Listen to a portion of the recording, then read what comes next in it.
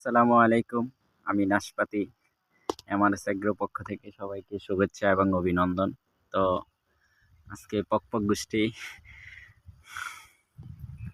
থেকে বিনোদনমূলক video plus informational ঘাস সম্পর্কে সম্পূর্ণ ভিডিওতে ঘাস সম্পর্কে থাকবো।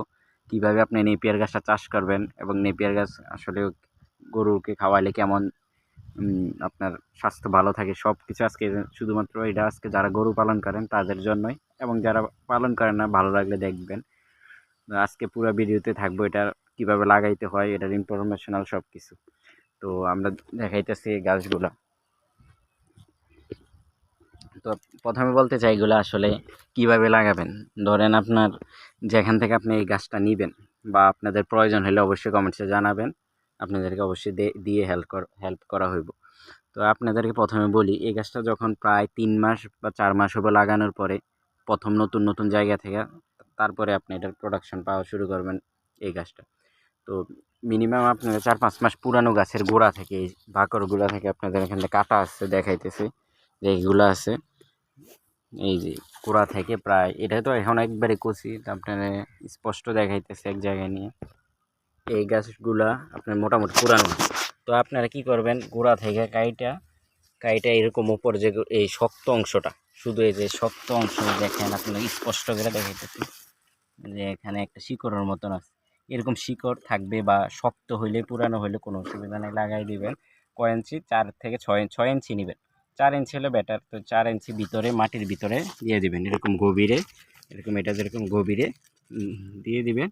তো তারপরে দেওয়ার পরে পানি দিয়ে দিবেন। প্রথমে কোনো সার টার দিবেন না যতদিন পর্যন্ত পাতা না বের হয়। পাতা যখন 4-5 ইঞ্চি হইব আপনার, এরকম ছোট ছোট পাতা হবে, তখন আপনার ইউরিয়া ইউজ করবেন। তারপরে দ্রুত আপনি ফলনটা পাবেন, প্রায় 3 মাসের মধ্যে ইনশাল্লাহ আপনারা পেয়ে যাবেন। এখন হলো এটা গাছগুলো আপনার কেন খাওয়াইবেন। আপনি নর্মাল আমরা যে ছোট পিচ্ছি পিচ্ছি গাছগুলো আছে, যেমন আপনাকে দেখাই, এগুলো তো আছেই। তারপরে দুবা গাছ বলতে ওই যে দূরে একটা আছে, ছোটো ছোটো, এগুলোর চেয়ে আপনার কোথাও কোনো গাছে আপনি বেশি আপনি দুধ পাবেন না। এটা ঠিক আছে, এটা অতিরিক্ত খাওয়াইতে পারবেন, কারণ কিন্তু ওইগুলো তো আর অতিরিক্ত আপনি পাইবেন না। তাই আপনাকে এটা চাষ করলে তুলনামূলক পানির গাছ থেকে, এটা হলো আপনার উঁচা মাটিতেও হয়, পানিতে তেমন একটা হয় না, মানে বেশি জলাশয় বা এই জাতীয় হইলে আপনার তেমন একটা হইব না। এগুলো মোটামুটি উঁচা জায়গায় হয়, উঁচা জায়গার জন্য। আর পানির গাছের জন্য যেটা, ওইটা আপনাদেরকে একদিন ভিডিও করে দেখাবো ইনশাল্লাহ। তো আপনি এটা যে আরও ডিটেল থাকে, এটা হলো আপনার খাওয়াইলে মোটামুটি পানির গ্যাসের থেকে এটা আপনার মিল্ক প্রোডাকশন ভালো হয়, যে দুধ উৎপাদন ভালো হয়, গাভীর শরীর ভালো থাকে। কারণ আমরা নিয়মিত আগেও খাওয়াইছি এখন, আর এটা একটু মিষ্টি মিষ্টি, মানে গরু আপনার প্রচুর পছন্দ করে, পানিরটা থেকে এটা প্রচুর পছন্দ করে। তো সব দিক থেকে ঘাস না খাওয়াইলে গরু হয় না। আপনি ঘাস ছাড়া যাতেই দানাদার খাওয়ান, কোনো লাভ নাই। খাওয়ায়, অনেকে খাওয়ায়। তো গরুর বডি এবং গরুর মন মানসিকতা সব কিছু ঠিক রাখতে অবশ্যই ঘাস খাওয়াইতে হবে।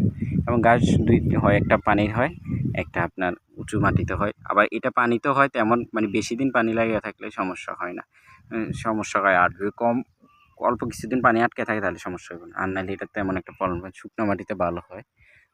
কিছুদিন পর পর যদি লাগানোর পরে গোবর দেওয়া হয়, পুরানো হয়, 5-6 বছর এটা আপনার সারভাইভ করে, টিকে থাকে।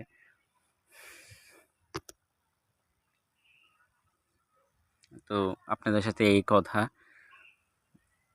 আসসালামু আলাইকুম। পরবর্তী ভিডিও দেখার জন্য ও স্বাগতম জানাই গেলাম। আর আপনি সবাই একটু কমেন্টস করে হেল্প করবেন যাতে ভিডিওগুলা ভালো রিচ পায়, বাইলে আপনাদেরকে সহযোগিতা, আপনাদের সাথে কথা, মানে এটা আপনার আসলে মনিটাইজেশন কোনো কিছুর জন্যই না, আমি ভিডিও করি মূলত এইভাবেই, শৌখিনভাবে। তো শখটা যাতে পূরণ হয় সেই জন্যে বলতেছি, আপনাদের সাথে যাতে কনভারসেশন সবার সাথে একটু ভালো হয় বা বেশি বেশি মানুষের সাথে হয়, ছড়ায় যায়, এই জন্যই শুধু আপনাদের কাছে অনুরোধ যে আপনারা সবাই সাবস্ক্রাইব করেন, আর না লাইক দিবেন, অন্ততপক্ষে কমেন্টস করবেন।